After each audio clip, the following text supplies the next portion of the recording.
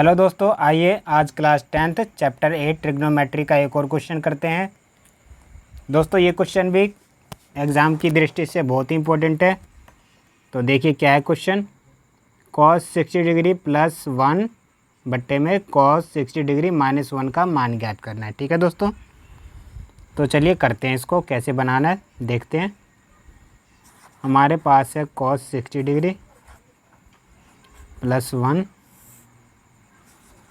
cos 60 degree minus 1।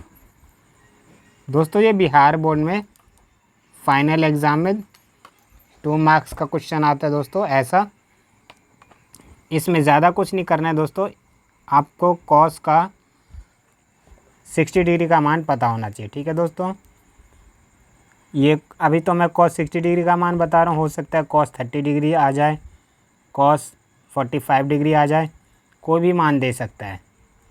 मेरे कहने का मतलब है आप जो तालिका है, जो ट्रिग्नोमेट्री का जो तालिका दे रखा है चैप्टर 8 में, उसके जो मान दिए हुए हैं जितने भी, वो आप याद करके जाइएगा एग्ज़ाम में। ठीक है दोस्तों, क्योंकि कुछ भी पूछ सकता है ट्रिग्नोमेट्री में, और ये मान से रिलेटेड तो ज़रूर पूछेगा। ठीक है दोस्तों, तो चलिए देखते हैं। cos 60 डिग्री का मान क्या होता है दोस्तों, 1/2।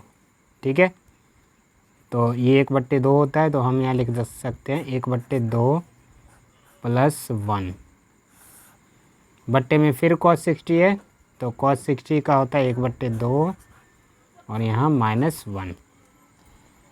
ठीक है दोस्तों, यहाँ तक कोई दिक्कत वाली बात नहीं है। यहाँ 1/2 लिख लीजिए,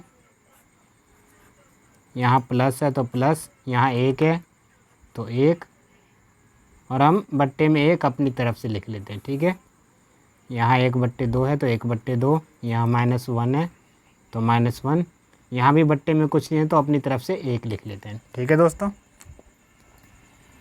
चलिए आगे देखते हैं। अब क्या करना है दोस्तों, इस 2 को इस 1 से मल्टीप्लाई कर दीजिए, या आप एलसीएम लेके भी कर सकते हैं। ठीक है, मैं सिंपल गुणा के तरीके से करता हूँ। ठीक है दोस्तों, तो चलिए 2 को 1 से गुणा किया तो 2 एकम 2, 1 को 1 से किया तो 1 एकम 1, 2 को 1 से किया तो 2 एकम 2। इधर आइए, अब 2 को 1 से किया गुणा तो 2 एकम 2, 1 को 1 से किया गुणा तो 1 एकम 1, 2 को 1 से गुणा किया तो 2 एकम 2, बीच में माइनस है तो माइनस लगा दिया हमने। अब 1 और 2 कितना होता है, 3, और बट्टे में 2 है। यहाँ 2 में से 1 क्या हो रहा है, घट रहा है, तो घटा दीजिए, तो यहाँ आ जाएगा -1/2। यहाँ तक कोई दिक्कत नहीं होना चाहिए दोस्तों। चलिए, तो ये 3/2 है, इसको ऐसे ही लिख लीजिए, और ये इस बट्टे के नीचे भी -1/2 ये बट्टा है, तो इस बट्टे को सामने लाने के लिए क्या करना पड़ेगा, मल्टीप्लाई करना पड़ेगा। और ये जो है 2 नीचे है और 1 ऊपर है, तो जब इसको मल्टीप्लाई में कन्वर्ट कर दिया हमने, तो इस 2 को अब ऊपर ले जाएंगे। ठीक है दोस्तों, तो 2 ऊपर चला गया, और ये -2 है यहाँ पर, तो 2 ही रहेगा। यहाँ देखिए दोस्तों, यहाँ -1 में लगा हुआ है, यहाँ 1 में माइनस लगा हुआ है, और यहाँ हमने डाल दिया 2 में माइनस, तो इससे कोई फ़र्क नहीं पड़ेगा। ठीक है दोस्तों, चाहे आप नीचे माइनस लगाइए चाहे ऊपर लगाइए, बात एक ही है। चलिए अब देखिए क्या हो रहा है, 3 को 2 से क्या कर सकते हैं हम, गुणा, 3 दूनी 6, तो -6, 2 को 1 से गुणा किया, 2 एकम 2, अब ये कट रहा है तो काट देते हैं, 2 एकम 2, 2 तिया 6, तो क्या आंसर आ गया दोस्तों, -3। यही हमारा करेक्ट आंसर है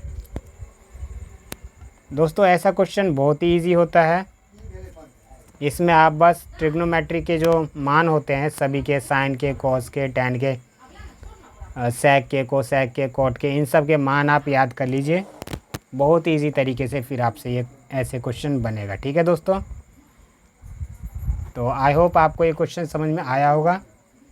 अगर समझ में आया है तो वीडियो को लाइक करें, कमेंट करें और शेयर करना ना भूलें। आशा करता हूँ आप लोग अच्छे से तैयारी कर रहे होंगे, और भी बहुत सी अच्छी वीडियो आपके लिए मैं लाते रहूँगा। ठीक है दोस्तों।